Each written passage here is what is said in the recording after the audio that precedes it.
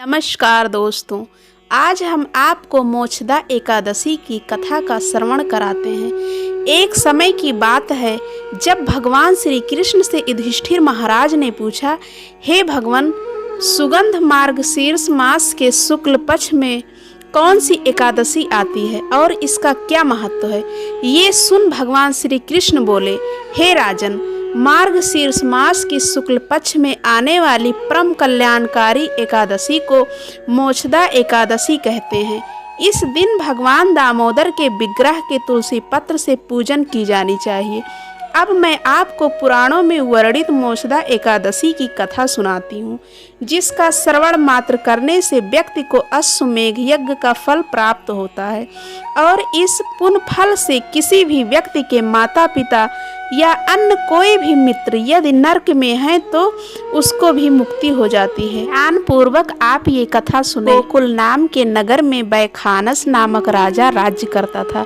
उसके राज्य में चारों वेदों के ज्ञाता ब्राह्मण रहते थे। वह राजा अपनी प्रजा का पुत्रवत पालन करता था। एक बार रात्रि में राजा ने एक स्वप्न देखा कि उसके पिता नरक में हैं। उसे बड़ा आश्चर्य हुआ। प्रातः वह विद्वान ब्राह्मणों के पास गया और अपना स्वप्न सुनाया। कहा, मैंने अपने पिता को नरक में कष्ट उठाते देखा है। उन्होंने मुझसे कहा कि हे पुत्र, मैं नरक में पड़ा हूँ, यहाँ से तुम मुझे मुक्त कराओ। जब से मैंने ये वचन सुने हैं तब से मैं बहुत बेचैन हूँ। चित्त में बड़ी अशांति हो रही है। मुझे इस राज्य, धन, पुत्र, स्त्री, हाथी, घोड़े आदि में कुछ भी सुख प्रतीत नहीं होता। क्या करूं? राजा ने कहा, हे ब्राह्मण देवताओं, इस दुख के कारण मेरा सारा शरीर जल रहा है। अब आप कृपा करके कोई तप, दान, व्रत आदि ऐसा उपाय बताइए जिससे मेरे पिता को मुक्ति मिल जाए। उस पुत्र का जीवन व्यर्थ है जो अपने माता पिता का उद्धार न कर सके। एक उत्तम पुत्र जो अपने माता पिता तथा पूर्वजों का उद्धार करता है वह 1000 मूर्ख पुत्रों से अच्छा है। जैसे एक चंद्रमा सारे जगत में प्रकाश कर देता है परंतु हजारों तारे नहीं कर सकते। ब्राह्मणों ने कहा, हे राजन, यहाँ पास ही भूत, भविष्य, वर्तमान के ज्ञाता पर्वत ऋषि का आश्रम है। आपकी समस्या का हल वे जरूर करेंगे। ऐसा सुनकर राजा मुनि के आश्रम पर गया। उस आश्रम में अनेक शांत योगी और मुनि तपस्या कर रहे थे। उसी जगह पर्वत मुनि बैठे थे। राजा ने मुनि को साष्टांग दंडवत किया। मुनि ने राजा से सांगोपांग कुशल पूछी। राजा ने कहा कि हे महाराज, आपकी कृपा से मेरे राज्य में सब कुशल है, लेकिन अकस्मात मेरे चित्त में अत्यंत अशांति होने लगी है। ऐसा सुनकर पर्वत मुनि ने आंखें बंद की और विचारने लगे। फिर बोले, हे राजन, मैंने योग के बल से तुम्हारे पिता के कुकर्मों को जान लिया है। उन्होंने पूर्व जन्म में कामातुर होकर एक पत्नी को रति दी, किंतु सौत के कहने पर दूसरे पत्नी को ऋतुदान मांगने पर भी नहीं दिया।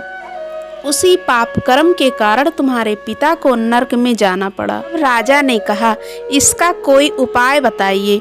मुनि बोले, हे राजन, आप मार्गशीर्ष एकादशी का उपवास करें और उस उपवास के पुण्य को अपने पिता को संकल्प कर दें। इसके प्रभाव से आपके पिता की अवश्य नरक से मुक्ति होगी। मुनि के ये वचन सुनकर राजा महल में आया और मुनि के कहने अनुसार कुटुंब सहित मोक्षदा एकादशी का व्रत किया।